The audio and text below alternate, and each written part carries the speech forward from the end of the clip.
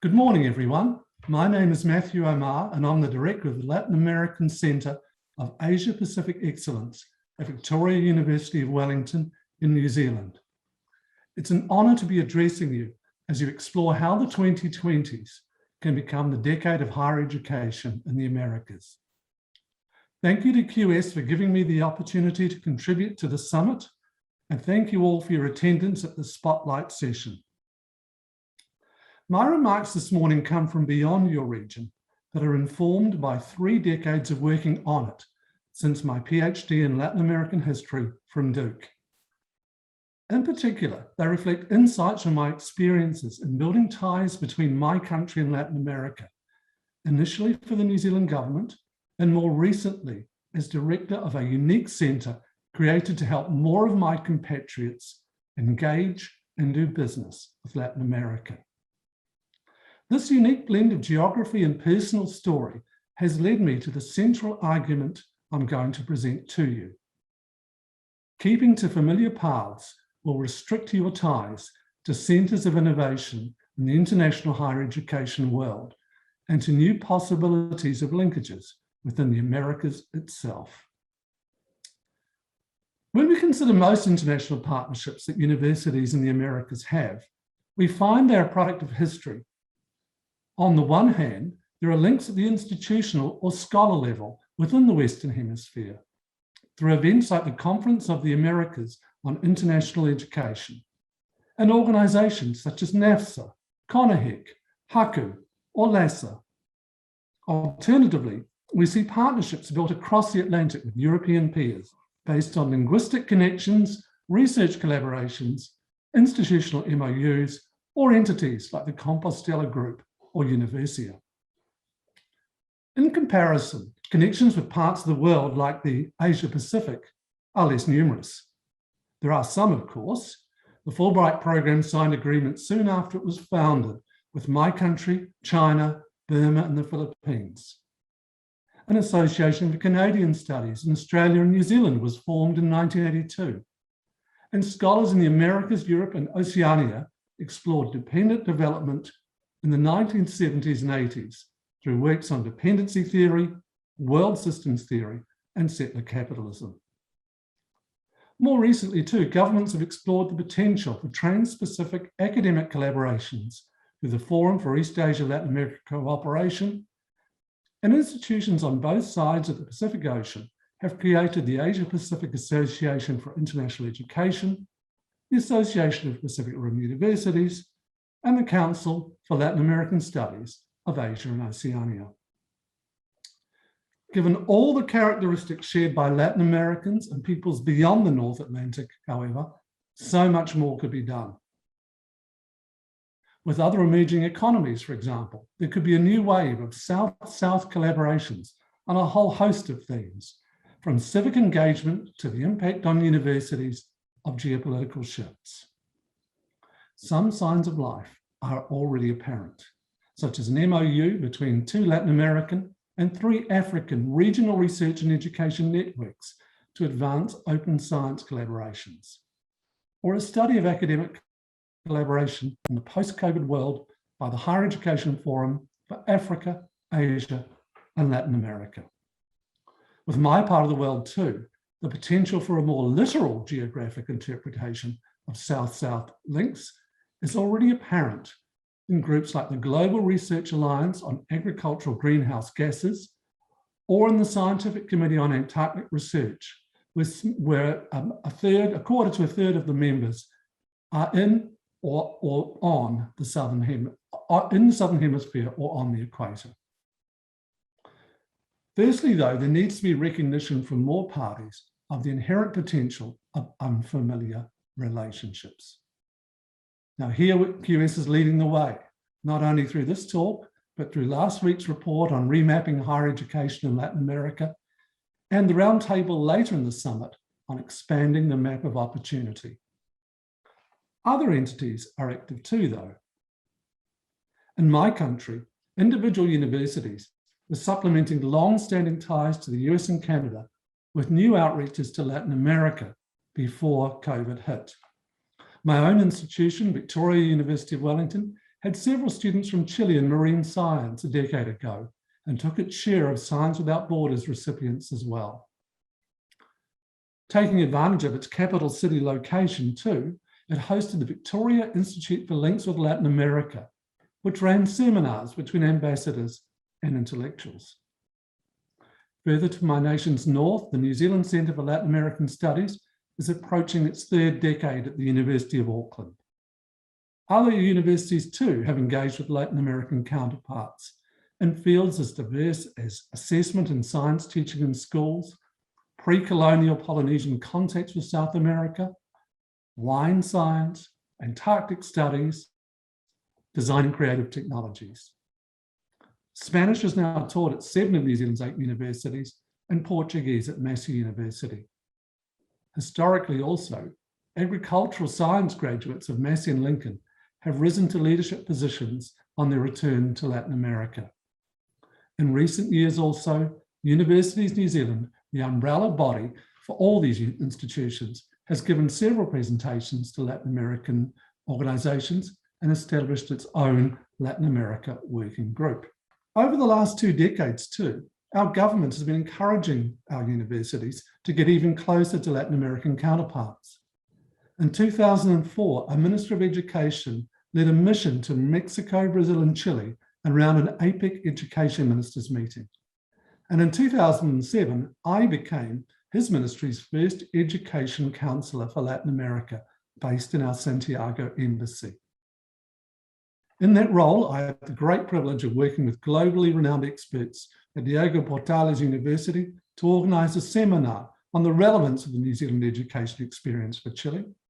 And I also worked with colleagues in the Foreign Ministry there on a forerunner to the Becker's Chile scheme. 6 years later too, our first tertiary education minister led a delegation of university representatives, including my Vice-Chancellor, to Chile, Colombia, and a FOBI conference in Brazil. Since that mission, furthermore, many actions to deepen ties to the Americas have been taken by Education New Zealand, the government agency responsible for international education. With the United States, its outreach to universities has included booths at NAFSA and being a foreign government partner to the Institute for International Education's Generation Study Abroad initiative. In Latin America too, ENZ, as we call it, has pioneered several exciting initiatives. To increase the attention our universities give to the region, ENZ has sent and received further academic missions to Colombia and Brazil, the largest markets for New Zealand for student recruitment. It was ENZ, for example, that arranged a Kiwi presence at several FOBI conferences, the 2019 CAIE conference in Colombia, and at last year's Latin American and Caribbean Higher Education Virtual Conference. Also, it hosted an academic cooperation delegation from 8 of the very best Brazilian universities just before COVID hit. It was ENZ too which administered Prime Minister's Scholarship for Latin America scheme that enabled recent graduates or current students to undertake study, research, or internships there, and which partnered with FAPESP, the Sao Paulo Research Foundation, to jointly fund new research projects to encourage academic cooperation and mobility between the 2 countries.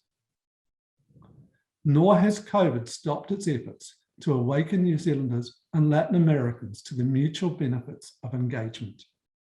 Last year, it ran a popular Conversations That Matter webinar series, in which education leaders on both sides explored themes of mutual interest, such as the future of education and Indigenous education. In recent weeks also, ENZ worked with the Pacific Alliance English Language Network to enhance the English and intercultural competence skills of 36 teachers and government officials through a Global Competence Certificate course. I trust, therefore, that you can see why ENZ is an important partner for the Latin America Centre of Asia Pacific Excellence, or CAPE, that I lead. Who, though, are we?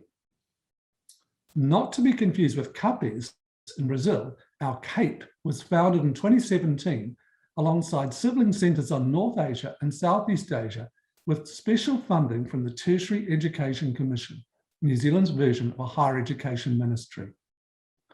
TEC set the Cape's 4 goals: to contribute to the development of Asia-Pacific knowledge and language skills in New Zealand, to enhance economic, trade, political and cultural relationships with the region, to excel internationally and nationally, ensuring broad dissemination of knowledge and skills through collaborative processes, and, as I said at the outset, help New Zealanders be better prepared to do business and engage with these regions.